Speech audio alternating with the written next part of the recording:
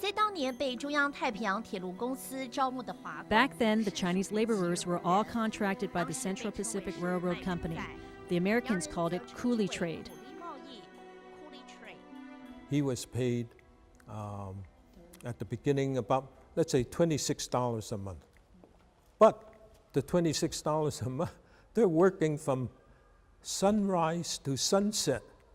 I mean, there's something like 12 hours a day that they're working for $26 a month, or about $1 a day. But that isn't their total net pay, because the food was deducted from them.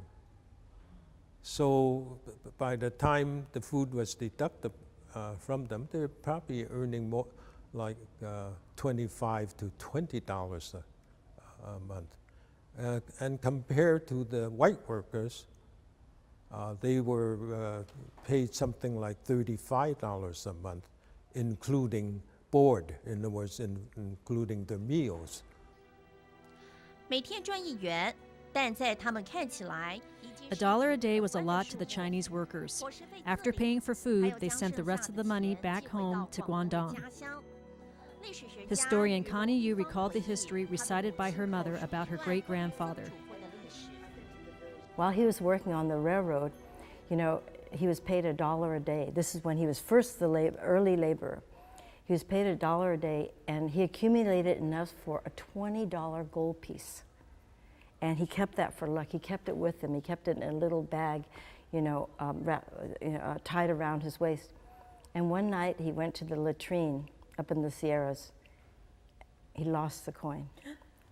And he said he cried for a month because he told his children and grandchildren. So you know this kind of story is true. 1867年的夏天， In the summer of 1867, the owner of Central Pacific Railroad, Leland Stanford, was short on cash and was on the verge of bankruptcy. He defaulted on the payments to workers, then something incredible happened. But it's the first largest strike of its kind in American history. And to strike at that point in time was illegal. You could have been shot for going on strike. There's no law to protect you. Oh, I've been working on the railroad all the live long. 华工每星期工作6天。 The Chinese worked 6 days a week and 24-hour shifts per day. They worked more, but was paid less than their Caucasian counterparts. They finally went on strike. How this railroad relates to Asians in America or Chinese American in the law. There's a general stereotype that Chinese are very passive, right? They're very quiet. And so here's an example where these Chinese are not passive. They take control of their lives. They say no, right?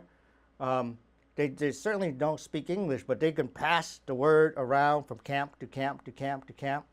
And eventually it's the largest strike, close to 2,000 workers going on strike in various camps.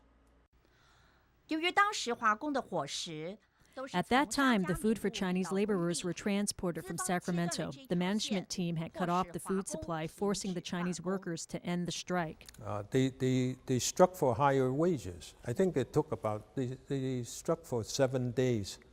And all through the whole line, the work stopped. Right through the Sierras, everything stopped for 7 days. But the company tried to break the strike by not giving them food.